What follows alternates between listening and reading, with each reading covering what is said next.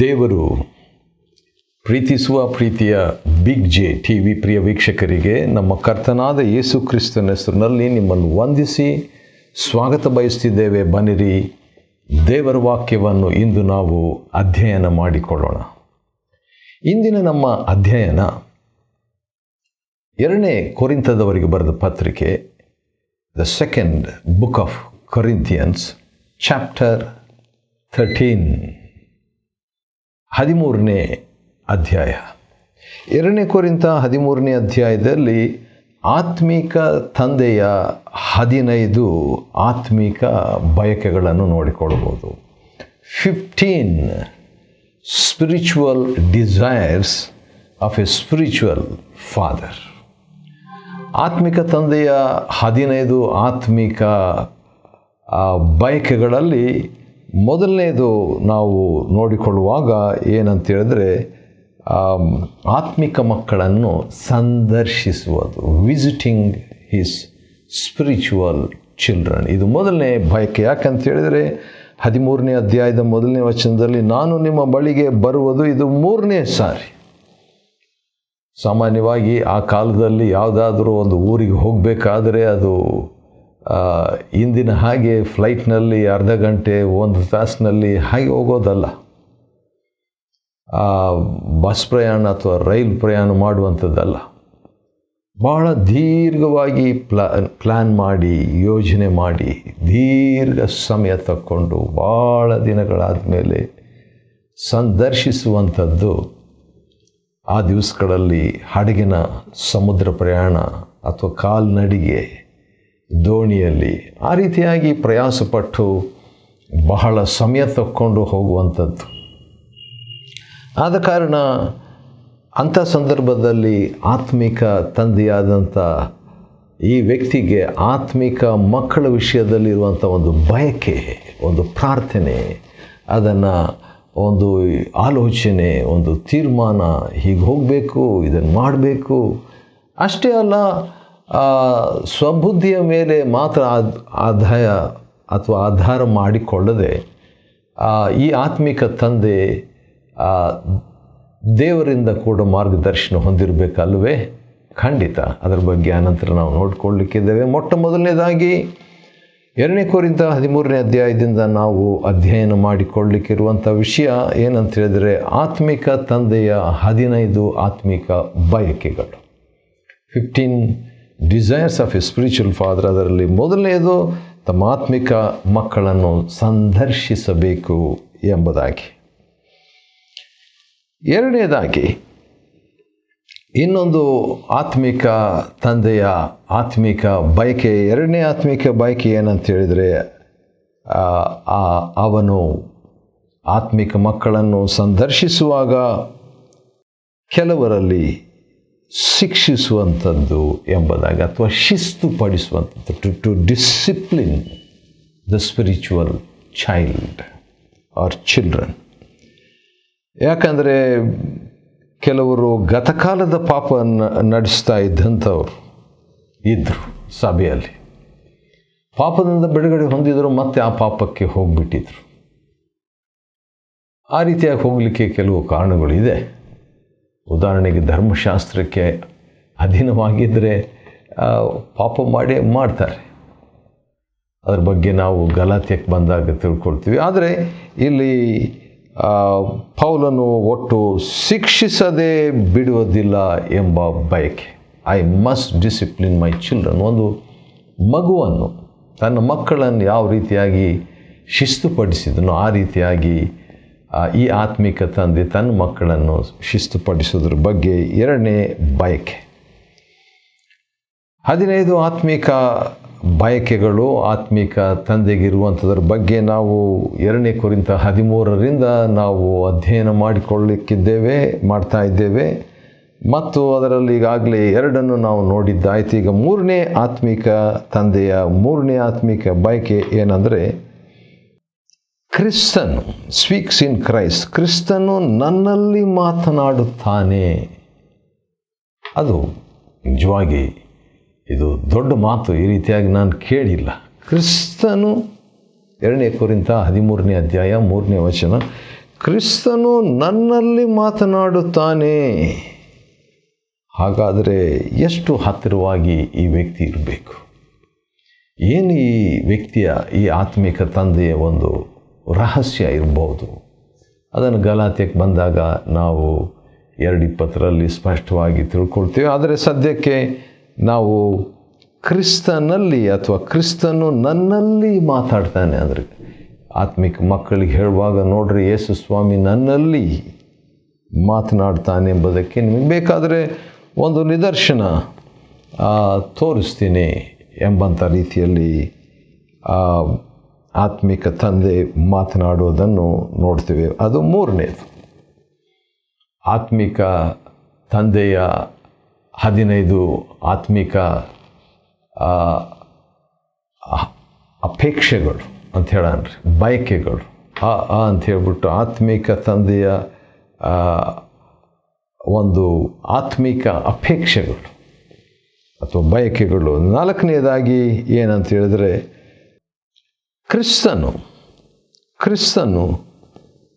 ತನ್ನ ಆತ್ಮಿಕ ಮಕ್ಕಳಲ್ಲಿ ಕಾರ್ಯ ಸಾಧಿಸೋದ್ರ ಬಗ್ಗೆ ಒಂದು ಬಯಕೆ. ಯಾಕಂದರೆ 2 ಕೊರಿಂಥ 13 3ನೇ ವಚನದ 2ನೇ ಭಾಗದಲ್ಲಿ ಒಂದು ಮಾತು ಏನಂತ ಹೇಳಿದ್ರೆ, ಕ್ರಿಸ್ತನು ನಿಮ್ಮನ್ನು ಕುರಿತು ಬಲಹೀನನಾಗಿರದೆ ಬಲವಾದ ಕೆಲಸಗಳನ್ನು ನಿಮ್ಮಲ್ಲಿ ನಡೆಸುವವನಾಗಿದ್ದಾನೆ. ವಾವ್! ಹಾಗಾದರೆ ಇವರಲ್ಲಿ ತಪ್ಪು ದೋಷಗಳಿದ್ದು, ಶರೀರಾಧೀನ ಸ್ವಭಾವದವರಾಗಿದ್ದರು, ಪ್ರಾಪಂಚಿಕರಾಗಿದ್ದರು, ಪಾಪ ಇವರ ನಡುವೆ ಇತ್ತು, ಯಾವ ರೀತಿಯಾಗಿ ಗತಕಾಲದ ಪಾಪಗಳನ್ನು ನಡೆಸೋರಾಗಿದ್ದರು.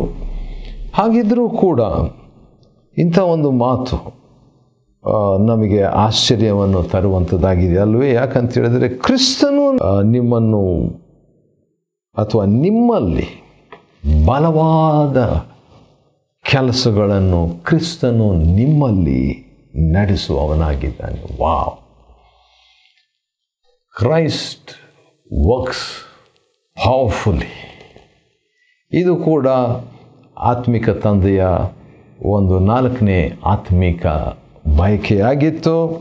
ಅದನ್ನು ವ್ಯಕ್ತಪಡಿಸುವಂಥದ್ದನ್ನು ನಾವು ನೋಡ್ತೇವೆ. ತಮ್ಮ ವಿಷಯದಲ್ಲಿ ಕೂಡ ಅವರು ಮಾತನಾಡಿಕೊಳ್ಳುವಾಗ 4ನೇ ವಚನದಲ್ಲಿ 2 ಕೊರಿಂಥ 13:4 ಆತನು ಬಲಹೀನತೆಯಲ್ಲಿ, ಅಂದರೆ ಯೇಸು ಸ್ವಾಮಿ ಬಲಹೀನತೆಯಲ್ಲಿ ಶಿಲುಬೆಗೆ ಹಾಕಲ್ಪಟ್ಟನು ನಿಜ, ಆದರೆ ಆತನು ದೇವರ ಶಕ್ತಿಯಿಂದ ಜೀವಿಸುತ್ತಿದ್ದಾನೆ. ನಾವು ಸಹ ಆತನ ಬಲಹೀನತೆಯುಳ್ಳವರಾಗಿದ್ದೇವೆ, ಆದರೆ ಆತನೊಂದಿಗೆ ದೇವರ ಶಕ್ತಿಯಿಂದ ಬದುಕುವವರಾಗಿದ್ದೇವೆ. ಆ ರೀತಿಯಾಗಿ ಒಂದು ಮಾತನ್ನು ಹೇಳಿಬಿಟ್ಟು 2 ಕೊರಿಂಥ 13:4 ಕೊನೆ ಭಾಗದಲ್ಲಿ ಹೇಳುವಂಥದ್ದು, ನಿಮ್ಮ ಸೇವೆ ಮಾಡುವೆವು. ವಾವ್! ಭಾಳ ಚೆನ್ನಾಗಿದೆ ಇದು. ಯಾಕಂತ ಹೇಳಿದ್ರೆ 2 ಕೊರಿಂಥ 13 ಮತ್ತು 4ನೇ ವಚನದಲ್ಲಿ ಪುನರುತ್ಥಾನದ ಶಕ್ತಿಯಿಂದ ಆತ್ಮಿಕ ಮಕ್ಕಳಿಗೆ ಮಾಡುವ ಸೇವೆ, ಇದೊಂದು ಬಯಕೆ. ಯಾವ ರೀತಿಯಾಗಿ ತನ್ನ ಆತ್ಮಿಕ ಮಕ್ಕಳಿಗೆ ಆತ್ಮಿಕ ತಂದೆಯಾಗಿ ಸೇವೆ ಮಾಡಿದನೆಂದರೆ, ಪುನರುತ್ಥಾನ ಶಕ್ತಿ, ದಿ ಪವರ್ ಆಫ್ ರಿಸರೆಕ್ಷನ್. ಕ್ರಿಸ್ತನೊಂದಿಗೆ ದೇವರ ಶಕ್ತಿಯಿಂದ ಬದುಕುವವರಾಗಿ ನಿಮ್ಮ ಸೇವೆ ಮಾಡುವೆವು. ಎಷ್ಟು ಚೆನ್ನಾಗಿದೆ ಇದು. ಆ ರೀತಿಯಾಗಿ ನಾವು ಕೂಡ ಸೇವೆ ಮಾಡುವಂತೆ ದೇವರು ನಮ್ಗೆ ಸಹಾಯ ಮಾಡಲಿ. 6ನೇದಾಗಿ, ಇದುವರೆಗೆ ನಾವೇನು ನೋಡ್ಕೊಳ್ತಾ ಇದ್ದೀವಿ ಅಂದರೆ 2 ಕೊರಿಂಥ 13ನೇ ಅಧ್ಯಾಯದಲ್ಲಿ ಆತ್ಮಿಕ ತಂದೆಯ 15 ಆತ್ಮಿಕ ಬಯಕೆಗಳನ್ನು ನೋಡಿಕೊಳ್ತಾ ಇದ್ವಿ. ಅದರಲ್ಲಿ 5 ಮುಗೀತು. ಇನ್ನು 10 ಆತ್ಮಿಕ ಬಯಕೆಗಳು, ಆತ್ಮಿಕ ತಂದೆಯ 10 ಆತ್ಮಿಕ ಬಯಕೆಗಳನ್ನು ಇನ್ನೂ 10 ನೋಡಲಿಕ್ಕಿದ್ದೇವೆ. 5 ಮುಗೀತು. 6ನೇದಾಗಿ ನಾವು ನೋಡುವಾಗ, he makes sure of spiritual child's faith. ಆತ್ಮಿಕ ಮಗುವಿನ ನಂಬಿಕೆಯ ಬಗ್ಗೆ ಖಚಿತಪಡಿಸಿಕೊಳ್ಳುವಂಥ ಬಯಕೆ. The desire to make sure. ಹೌದು, ಯಾಕಂದರೆ 5ನೇ ವಚನದಲ್ಲಿ ನಂಬಿಕೆಯಲ್ಲಿದ್ದೀರೋ ಇಲ್ಲವೋ ಎಂದು ನಿಮ್ಮನ್ನು ನೀವೇ ಪರೀಕ್ಷಿಸಿಕೊಳ್ಳ್ರಿ. ಆತ್ಮಿಕ ತಂದೆ ಕೆಲವು ಸಾರಿ ಪ್ರಶ್ನೆ ಹಾಕುವಾಗ, ಕ್ವಶನ್ ಮಾಡುವಾಗ ಅದಕ್ಕೆ ಕಾರಣ ಏನಂದರೆ ನಿಮ್ಮನ್ನು ನೀವು ಪರೀಕ್ಷಿಸಿಕೊಳ್ಳ್ರಿ ಅಂತ ಹೇಳ್ಬಿಟ್ಟು. ಆ ರೀತಿಯಾಗಿ ಪರೀಕ್ಷಿಸಿಕೊಳ್ಳುವಂಥದ್ದು ನಾವು ನೋಡುವಾಗ, ಯಾವುದಕ್ಕಾಗಿ ಆ ರೀತಿಯಾಗಿ ಪರೀಕ್ಷಿಸಿಕೊಳ್ತಾರೆ ಅಂತ ಹೇಳ್ಬಿಟ್ಟು ನೋಡುವಾಗ, ಪರೀಕ್ಷಿಸಿಕೊಳ್ಳಿರಿ, ಪರಿಶೋಧಿಸಿಕೊಳ್ಳಿರಿ ಅಂತ ನಾವು ನೋಡುವಾಗ ಕಾರಣ ಏನಂತ ಹೇಳಿದ್ರೆ, ಅವರು ನಿಜವಾಗಿ ನಂಬಿಕೆಯಲ್ಲಿ ಇದ್ದಾರಾ ಇಲ್ವಾ ಎಂಬುದಕ್ಕಾಗಿ. ಸರಿ,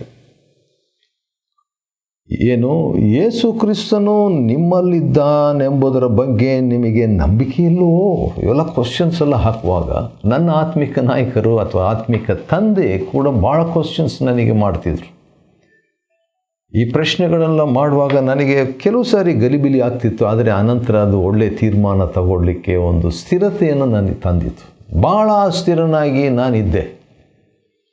ಈಗಲೂ ನಾನು ಕಾರ್ಯ ಮಾಡಿಕೊಳ್ಬೇಕು, ಕಾರ್ಯ ಸಾಧಿಸಬೇಕು. ಆದರೆ ಆ ದಿವಸಗಳಲ್ಲಿ ನೋಡುವಾಗ ಸುಮಾರು 40 ವರ್ಷಗಳ ಹಿಂದೆ ಅಥವಾ 35 ವರ್ಷಗಳ ಹಿಂದೆ ಅಥವಾ 30 ವರ್ಷಗಳ ಹಿಂದೆ ನಾನು ಬಹಳಷ್ಟು ಅಸ್ಥಿರನು ನಂಬಿಕೆಯಲ್ಲಿ. ಯಾಕಂದರೆ ಇವರು ಒಂದೊಂದು ಪ್ರಶ್ನೆ ನನ್ನ ಆತ್ಮಿಕ ನಾಯಕರು ಕೇಳುವಾಗ ಅದು ಅವರ ಬಯಕೆಯನ್ನು ನನಗೆ ತೋರಿಸ್ತು. ಅದೇ ರೀತಿಯಾಗಿ ಇಲ್ಲಿ ಪೌಲನು ಕ್ರಿಸ್ತ ನಂಬಿಕೆಯಲ್ಲಿದ್ದೀರೋ ಅಥವಾ ನಂಬಿಕೆಯಲ್ಲಿ ನೀವಿದ್ದೀರೋ, ಯೇಸು ಕ್ರಿಸ್ತ ನಿಮ್ಮಲ್ಲಿದ್ದಾನಂತ ನಂಬಿಕೆ ನಿಮಗಿಲ್ವಾ ಅಂತ ಆತ್ಮಿಕ ತಂದೆ ಆತ್ಮಿಕ ಮಗುವನ್ನು ಕೇಳುವಾಗ ಆ ಪ್ರಶ್ನೆಯಿಂದ ಒಂದು ಖಚಿತತ್ವಕ್ಕೆ, ಒಂದು ನಿಶ್ಚಯಕ್ಕೆ, ಒಂದು ಸ್ಥಿರತೆಗೆ, ಸ್ಟೆಬಿಲಿಟಿಗೆ ಬರುವಂಥ ಅನುಭವ ಆಗ್ತದೆ. ಅದೇ ಆತ್ಮಿಕ ತಂದೆಯ ಒಂದು ಬಯಕೆ. 7ನೇದಾಗಿ ತನ್ನ ಒಂದು ಜೀವನದ ಬಗ್ಗೆ, ಅವ್ರ ಬಗ್ಗೆ ಒಂದು ಕ್ವಶನ್ ಕೇಳಿಬಿಟ್ಟು, ಅವ್ರ ಬಗ್ಗೆ ಒಂದು ವಿಷಯವನ್ನು ಹೇಳಿಬಿಟ್ಟು, ಆತ್ಮಿಕ ಮಕ್ಕಳ ಬಗ್ಗೆ ಒಂದು ವಿಷಯ ಹೇಳಿಬಿಟ್ಟು, ತನ್ನ ಬಗ್ಗೆ ಕೂಡ ಒಂದು ವಿಷಯವನ್ನು ಒಂದು ರೀತಿಯ ಕಾಂಟ್ರಾಸ್ಟ್ ಆಗಿ ನೀವು ಹಾಗಿದ್ದೀರಿ, ನಾವು ಹೀಗಿದ್ದೇವೆ, ಅವ್ರನ್ನ ಹೀನೈಸ್ಲಿಕ್ಕಲ್ಲ, ಆದರೆ ಅವರು ಸವಾಲು ಮಾಡುವುದಕ್ಕೆ ಅಥವಾ ಅವರನ್ನು ಸವಾಲಿಸುವುದಕ್ಕೆ, ಅವರನ್ನು ಪ್ರಚೋದಿಸುವುದಕ್ಕೆ, ಅವರನ್ನು ಒಂದು ಉತ್ತೇಜನಗೊಳಿಸುವುದಕ್ಕಾಗಿ ಮುಂದಕ್ಕೆ ನಡೆಯುವಂತ ಹೇಳಲಿಕ್ಕೆ ಆ ರೀತಿಯಾಗಿ 6ನೇ ವಚನ 2 ಕೊರಿಂಥ 13ನೇ ಅಧ್ಯಾಯದ 6ನೇ ವಚನದಲ್ಲಿ ನಾವಂತೂ ಉತ್ತೀರ್ಣರಾದವರೆಂದು ನಿಮಗೆ ಗೊತ್ತಾಗುವುದೆಂದು ನಾನು ನಿರೀಕ್ಷಿಸ್ತೇನೆ. ಯಾಕಂದರೆ ಒಂದು ವೇಳೆ ಕ್ರಿಸ್ತನು ನಿಮ್ಮಲ್ಲಿ ಇಲ್ಲ ಎಂಬಂಥ ಅನುಭವ ನಿಮಗಿದ್ದರೆ ನೀವು ಪರೀಕ್ಷೆಯಲ್ಲಿ ಉತ್ತೀರ್ಣರಾದವರಲ್ಲ. ನೀವು ಪರೀಕ್ಷೆಯಲ್ಲಿ ಉತ್ತೀರ್ಣರಾದವರಲ್ಲ, ಆದರೆ ನಾವಂತೂ ಉತ್ತೀರ್ಣರಾದವರೆಂದು ನಿಮಗೆ ಗೊತ್ತಾಗುವುದು. ನಾವು ನಮ್ಮ ಜೀವನ ನೀವು ನೋಡ್ರಿ, ನಾವು ಪಾಸಾದಂಥ ಜೀವನ ನಮ್ಮ ಹಾಗೆ ನೀವು ಇರಬೇಕು ಎಂಬುದಕ್ಕಾಗಿ ಆ ಮಾತು. ನೀವು ಕೆಳಗಿನವರು, ನೀವು ಕೀಳು, ನಾನು ಮೇಲಾದ ವ್ಯಕ್ತಿ ಎಂಬುದಾಗಿ ಅಲ್ಲ, ಆದರೆ ಅವರ ಒಂದು ಸ್ಥಿತಿಯನ್ನು ಅವರು ಪರೀಕ್ಷಿಸಿಕೊಂಡು, ಈಗ ನೋಡಿ ನಾವಂತೂ ಕ್ಲಿಯರ್ ಇದ್ದೀವಿ, ನಮ್ಮ ಸ್ಟ್ಯಾಂಡ್ ಹೀಗಿದೆ, ನಾವು ಉತ್ತೀರ್ಣರಾದವರು ಎಂಬಂಥ ವಿಷಯವನ್ನು ಜೀವನದ ಮುಖಾಂತರ ಸಂದೇಶ ಸಾರುವಂಥ ಒಂದು ಬಯಕೆ ಪೌಲನಿಗಿತ್ತು. ಅನೇಕ ಬಾರಿ ಆ ಮಾತು ವಿವಿಧ ಪತ್ರಿಕೆಯಲ್ಲಿ ಆತ್ಮಿಕ ತಂದೆಯಾಗಿ ತಿಳಿಸುವಂಥದ್ದನ್ನು ನಾವು ನೋಡ್ತೇವೆ. ಆದ ಕಾರಣ 7ನೇ ಆತ್ಮಿಕ ಒಂದು ಬಯಕೆ ಆತ್ಮಿಕ ತಂದೆಯದು ಏನಂತ ಹೇಳಿದರೆ, ಅವರನ್ನು ಉನ್ನತ ಮಟ್ಟಕ್ಕೆ ಸವಾಲಿಸುವಂಥದ್ದು, to bring them to a higher level, challenging them, ಅವರನ್ನು ಉನ್ನತ ಮಟ್ಟಕ್ಕೆ ಬರುವಂತೆ ಸವಾಲಿಸೋ ಬಯಕೆ. 8ನೇದಾಗಿ ಭಾಳ ಚೆನ್ನಾಗಿದೆ, ಭಾಳ ಸಿಂಪಲ್ ಆಗಿದೆ. 2 ಕೊರಿಂಥ 13ನೇ ಅಧ್ಯಾಯದ 7ನೇ ವಚನದಲ್ಲಿ ನೀವು ಕೆಟ್ಟದ್ದೇನೂ ಮಾಡಬಾರದೆಂದು ನಾವು ದೇವರನ್ನು ಪ್ರಾರ್ಥಿಸ್ತೇವೆ. What A man! ಎಂಥ ಒಂದು ಆತ್ಮಿಕ ಭಕ್ತ, ಈ ಆತ್ಮಿಕ ತಂದೆ. ನಾನು ಆ ರೀತಿಯಾಗಿಲ್ಲ, ಆ ರೀತಿಯಾಗಿರೋ ಬಯಸ್ತೇನೆ. ದೇವರ ಕೃಪೆಯಿಂದ, ದೇವರ ಆತ್ಮನ ಶಕ್ತಿಯಿಂದ, ದೇವರ ವಾಕ್ಯ ಪ್ರಕಟಣೆಯಿಂದ ಆ ರೀತಿಯಾಗಿ ಆಗುವ ಸಾಧ್ಯತೆ ಎಂಬ ನಿರೀಕ್ಷೆಯನ್ನು ಆರಿಕೆ ಮಾಡ್ತೇನೆ. ಹೌದು, 2 ಕೊರಿಂಥ 13ನೇ ಅಧ್ಯಾಯದ 7ನೇ ವಚನದಲ್ಲಿ ಹಿ ಪ್ರೇಸ್ ಟು ಬಿ ಕೆಪ್ಟ್. ಆತ್ಮಿಕ ಮಗು ಕೆಟ್ಟದ್ದೇನೂ ಮಾಡದೆ ಕಾಯುವಂತೆ ಆತ್ಮಿಕ ತಂದೆ ಪ್ರಾರ್ಥಿಸುವುದು. ವಾವ್! ಅದು ಪ್ರಾರ್ಥನೆಯಲ್ಲಿ ಆತನ ಬಯಕೆಯನ್ನು ವ್ಯಕ್ತಪಡಿಸುವಂಥದ್ದು ದೇವರಿಗೆ ಎಷ್ಟು ಚೆನ್ನಾಗಿದೆ ಅಲ್ವಾ? ಕೆಟ್ಟದ್ದೇನು ಮಾಡಬಾರ್ದು ನನ್ನ ಮಕ್ಕಳು. ಈಗಲೂ ಕೂಡ ಯಾರ ಬಗ್ಗೆ ನಾನು ಯೋಚನೆ ಮಾಡ್ತಾ ಇದ್ದಾಗ ಒಂದು ಅಪಾಯಕ್ಕೆ ಆ ವ್ಯಕ್ತಿ ಹೋಗ್ತಾ ಇದ್ದಂಥ ಒಂದು ವಿಷಯವನ್ನು ನಾನು ಯೋಚಿಸಿ ಇವತ್ತು 1-2 ತಾಸುಗಳ ಹಿಂದೆ ನಾನು ಕೆಟ್ಟದ್ದೇನೂ ಮಾಡಬಾರ್ದು, ಆಗಬಾರ್ದು ಎಂಬುದಾಗಿ ನಾನು ಯೋಚಿಸಿದ್ದೆ.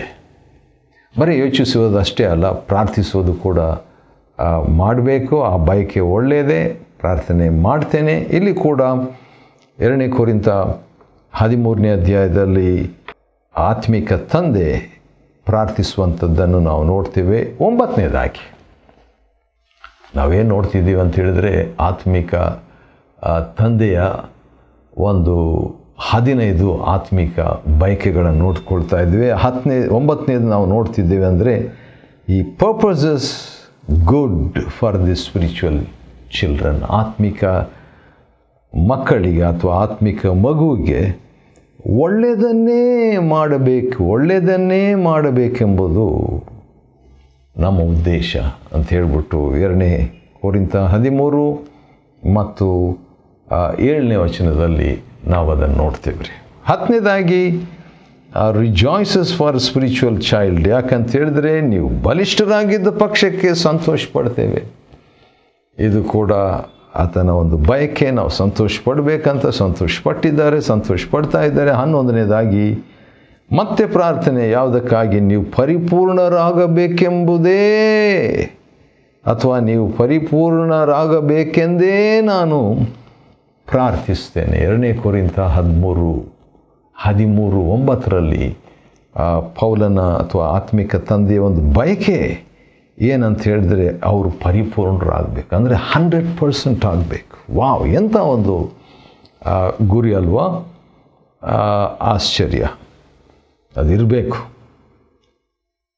12ನೇದಾಗಿ ಇನ್ನೊಂದು ಆತ್ಮಿಕ ಬಯಕೆ ಅದೇನಂತ ಹೇಳಿದರೆ, ರೈಟ್ಸ್ ಫಾರ್ 100%. ಇದಕ್ಕಾಗಿಯೇ 10ನೇ ವಚನ 2 ಕೊರಿಂಥ 13:10 ಇದಕ್ಕಾಗಿಯೇ, ಯಾವುದಕ್ಕಾಗಿಯೇ? ನೀವು ಪರಿಪೂರ್ಣರಾಗಬೇಕೆಂಬುದೇ ಅಥವಾ ಪರಿಪೂರ್ಣರಾಗಬೇಕೆಂದೇ ನಾನು ನಿಮ್ಮಲ್ಲಿ ಇಲ್ಲದಿರುವಾಗ ಈ ಮಾತುಗಳನ್ನು ಬರೆದಿದ್ದೀನಿ. ಏನಾದರೂ ಬರೆದರೂ ಕೂಡ ಪರಿಪೂರ್ಣರಾಗಬೇಕು, ಇದಕ್ಕಾಗಿಯೇ ಬರೆದಿತ್ತು. 2 ಕೊರಿಂಥ 13 ಯಾಕೆ ಬರೆದಿದ್ದಾರೆ ಅಂತ ಹೇಳಿದ್ರೆ, ಪರಿಪೂರ್ಣರಾಗಬೇಕು, ಆಗಿಲ್ಲ ಆಗಬೇಕು. 13ನೇ ಒಂದು ಬಯಕೆ ಏನಂದರೆ, ಎಕ್ಸಸೈಸಸ್ ಅಥಾರಿಟಿ ಫಾರ್ ಬಿಲ್ಡಿಂಗ್.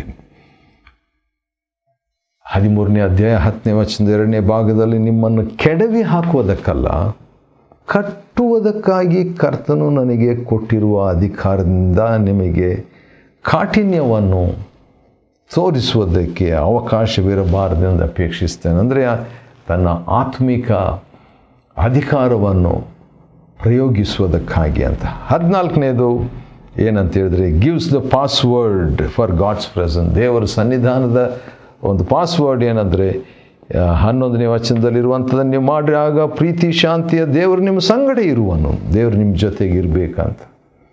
ಕೊನೆಯದಾಗಿ ತ್ರೈಕ ದೇವರ ಹೆಸರಿನಲ್ಲಿ ಆಶೀರ್ವದಿಸುವುದು ಆತ್ಮಿಕ ತಂದೆಯ 15ನೇ ಆತ್ಮಿಕ ಬಯಕೆ. ನಮ್ಮ ಕರ್ತನಾದ ಯೇಸು ಕ್ರಿಸ್ತನ ಕೃಪೆಯು, ದೇವರ ಪ್ರೀತಿಯು, ಪವಿತ್ರಾತ್ಮನ ಅನ್ಯೋನ್ಯತೆಯು ನಿಮ್ಮೆಲ್ಲರ ಸಂಗಡ ಇರಲಿ ಎಂಬುದಾಗಿ.